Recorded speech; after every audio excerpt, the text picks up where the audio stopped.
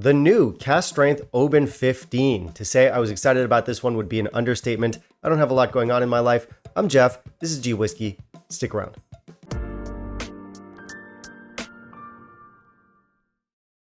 All right, so we're looking at a pour from Oban today. As many of you know, I love Oban. This is their most recent release. It's been doing the rounds lately, and it's been a hit with a lot of reviewers. The big pull with this one is not only do we get that nice 15-year age statement, but it's also cask strength, which immediately caught my attention because I'll admit not every Oban is amazing, but the cask strength stuff usually is. The Diageo Oban special releases are also cask strength. Those are beautiful whiskeys. We've had 4 so far. The first 2 I've been raving about for years. Incredible bottles. And both of those are a few years younger than this stuff. So if you've got a cask strength release that's a few years older than those 2 beauties, you definitely have my attention. Now, unfortunately, for many of you watching, this bottle is a US exclusive. Luckily for me though, I have friends, or at least I have online friends. In person, I've been described as deeply unpleasant. However, people on the internet, or some people on the internet, do like me, and that matters more than real life. In this case, we have my buddy Franz over in the US to thank for shipping this over to the other side of the world. Buddy, appreciate it. As for our casks, this one is a sherry finish. This one's been finished for 4 years in sherry casks in both Oloroso and Palo Cortado casks. Oloroso, of course, is the most common type of sherry. We see it everywhere. Palo Cortado, we don't see too much of, and it tends to have a very drying effect on whiskey. So we've got whiskey from one of my favorite distilleries. It's 15 years old, it's cask strength, and we have some unique casks in the mix. This should be a very interesting one, so let's not waste time. Let's jump into our review. In the meantime, if you'll kindly leave a like down below, that'd be greatly appreciated. For our specs, this one comes in at 55.3%. I'm going to assume because we have that higher ABV that is non-chill filtered, but the truth is I don't know. For color, it's sherried, but it's also got a bit of that fake tan tint to it. Yeah, I don't know. For our presentation, this is probably my favorite Oban bottle. I love the look of this. It's got like an orange hue, some blue in there. We have gold accents. I love the color scheme to this. It looks unique. It looks premium. We'll give it 5 out of 5.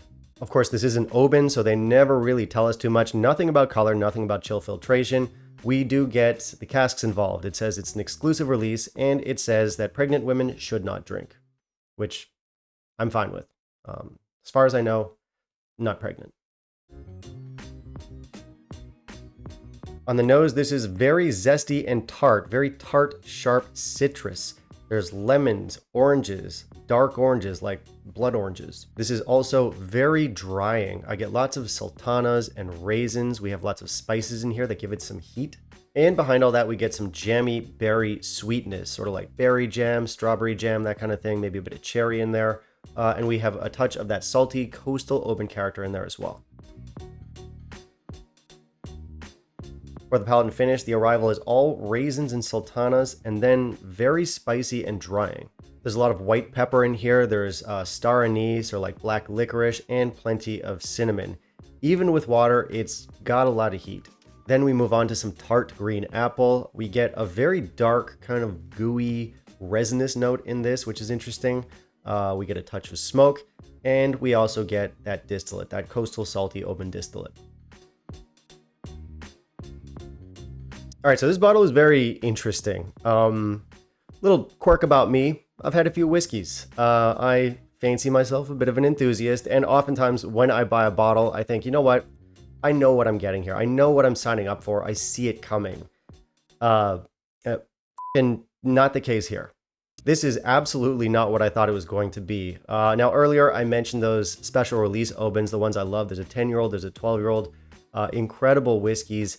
Those are A, younger, and B, I think both of them have a higher ABV than this one. I could be wrong, didn't check, but they are whiskeys that I would describe as complex and delicate and very structured. And I thought this would be similar, if not more so, because we have that extra age. Not only that, this is going to be more sherried. We had a 4-year-long sherry cask finish, which is substantial. And typically, with stuff like sherry casks or wine casks, what they might do is they might round out the rougher, more rugged edges of a whiskey. So my concern going into this bottle was actually, this might be too sort of like sweet and soft and pretty and rounded.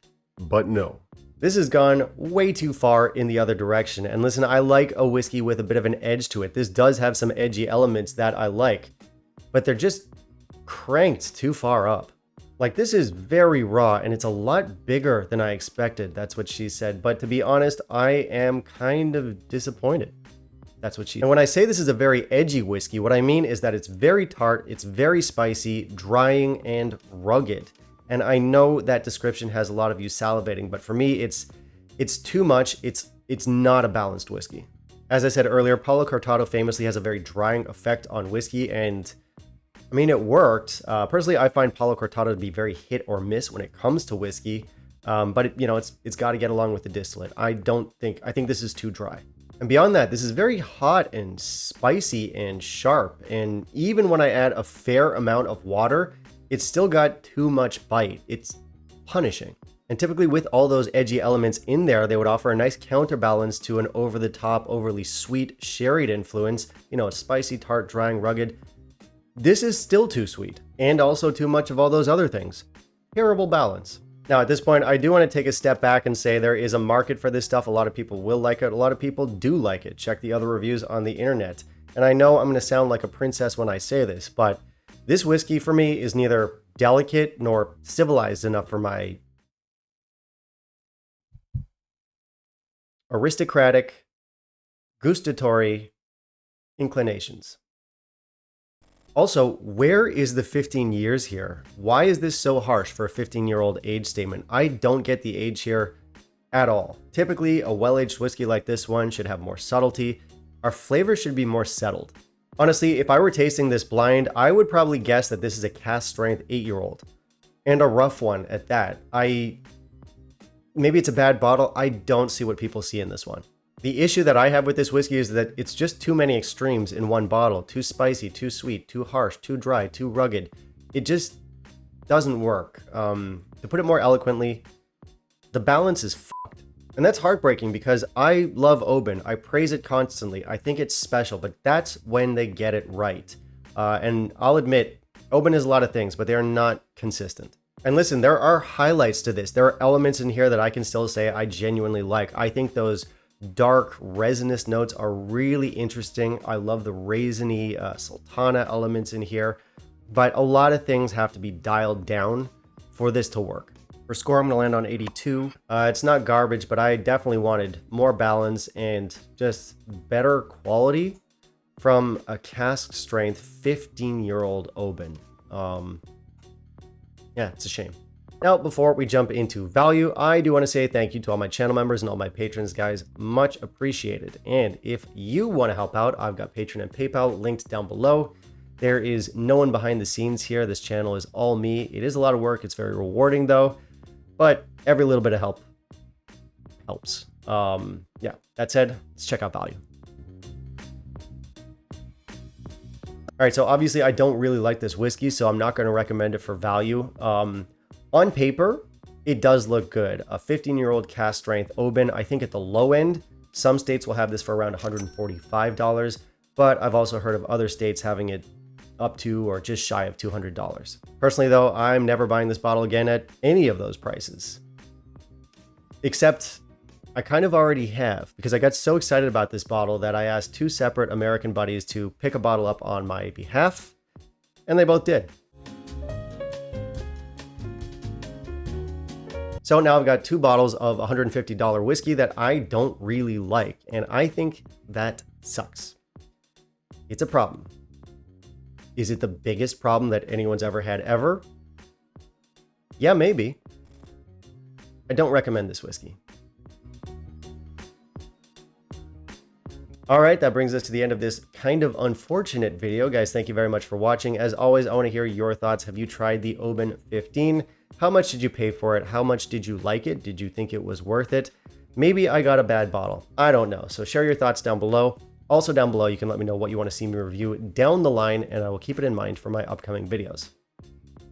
Bye, guys.